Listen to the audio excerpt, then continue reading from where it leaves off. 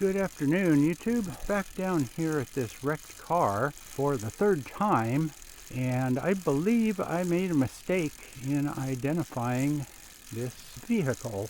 So I've found four things that are different between the 53 Cranbrook, and there's a possible other vehicle that this might be. And let me show you here. We're down here by the hood. I can get down there and I'll show you the difference here.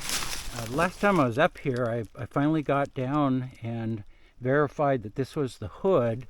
And you can see what's left of the hood ornament there. There's probably a piece there, and then it came up to like a crest here. All the vehicles had sort of a crest over the nose of the hood. And then they had an emblem here. The Cranbrooks, I'll cut in a picture of what their emblem looks like. And on that one, you can see the emblem is sort of a lower profile. This one is more oval shape, and it's also higher profile, maybe like 3/4 inch tall. And I'll cut in a picture of one of those. Yeah, so let's go back up and take a look at the car here. I'll show you a couple more things up there. Here we are back at the main part of the car. So I was a little bit confused with some of the information I found looking at some of these classic car web pages that showed cars that looked like this. What was confusing was most of them said Cranbrook, and then one or two of them said Cranbrook Belvedere. And it turns out the two-door hardtop or two-door coupe of the Cranbrook in 1953 was called the Cranbrook Belvedere. So there's that name. And apparently in 1954, Plymouth kind of reworked the Cranbrook model and did a few little changes, like they bumped the engine size from 217 up to 231 cubic inches. And then they also came up with a new automatic. They called it the high drive. So it was apparently some new and improved automatic transmission, and they were pushing that. And in 54, this would have been called a Belvedere Sport Coupe, the two-door hardtop. They did three main body changes, not a lot, very minor changes. It was basically the same frame, the same body panels and everything. But one thing they changed, and I didn't notice that on my initial trips here, was this grille. I couldn't tell from the web page pictures that I found, but they put in a plastic piece in here. The Cranbrook grill came down here to a point, like my hand here. So the sheet metal came out here to a sharp point. And on the 54 Belvedere, they flattened this piece out in front, and then they put in this plastic. I couldn't tell from the photos what it was. I thought it was embossed in the sheet metal, but it's a plastic. And it said Plymouth. Oh, okay, that's the H. And I think that's the P. Quite a bit of it's missing, but I couldn't see that on my earlier photos, and I never thought to get down here at ground level and look up.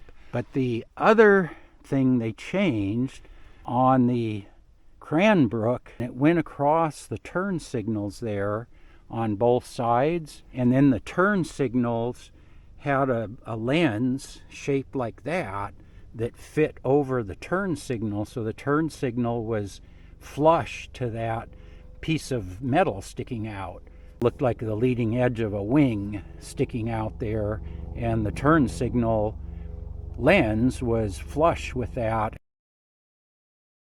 And that wrapped around to the side. You can see the side panel there of the fender. So that piece wrapped around all the way around and down the passenger side. On the Belvedere, they put a chrome piece in there and it stopped, and then they had a regular separate round turn signal and lens right there.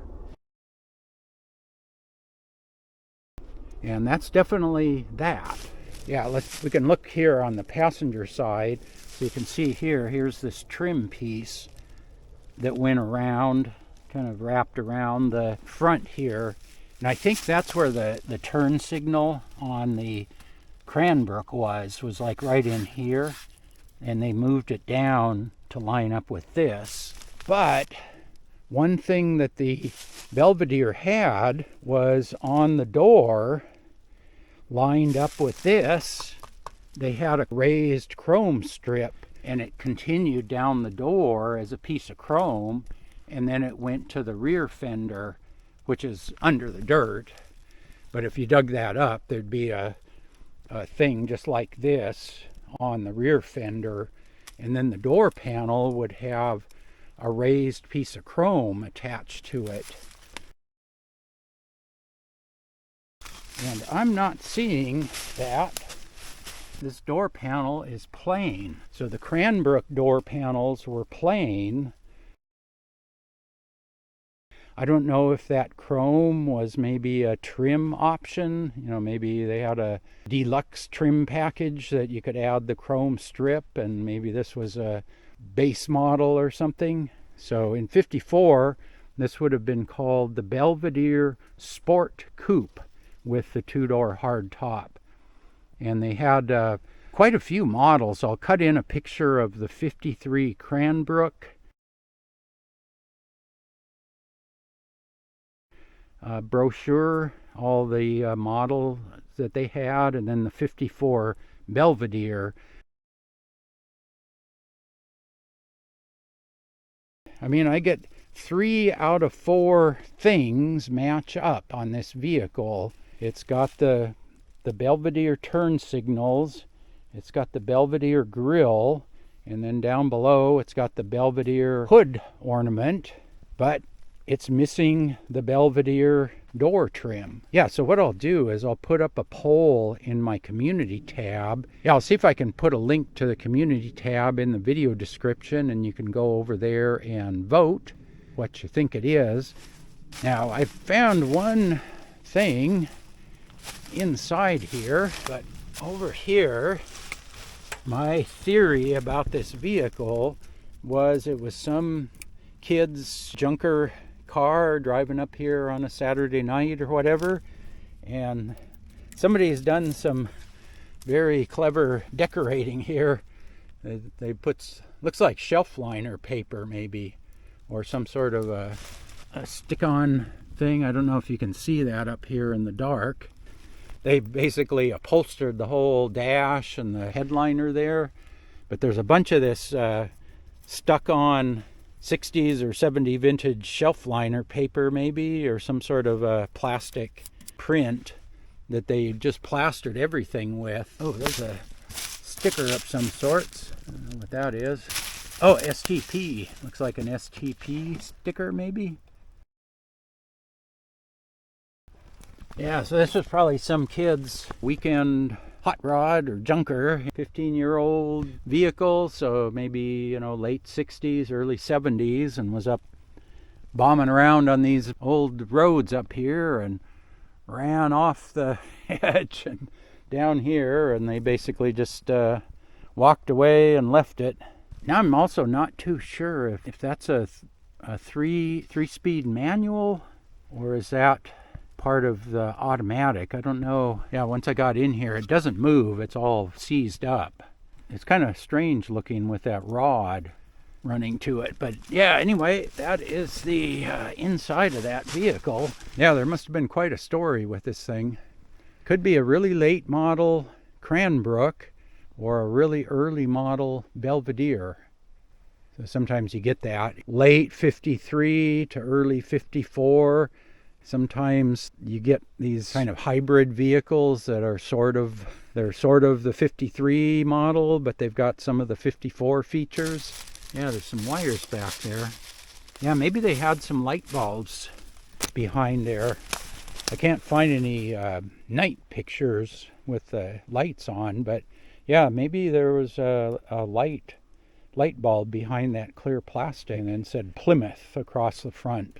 And I don't see anything on this side either. You can see there's the side piece, and there's nothing on the door. Yeah, go over to the community tab and vote for one of two. See which one you think it is. And as always, thanks for watching.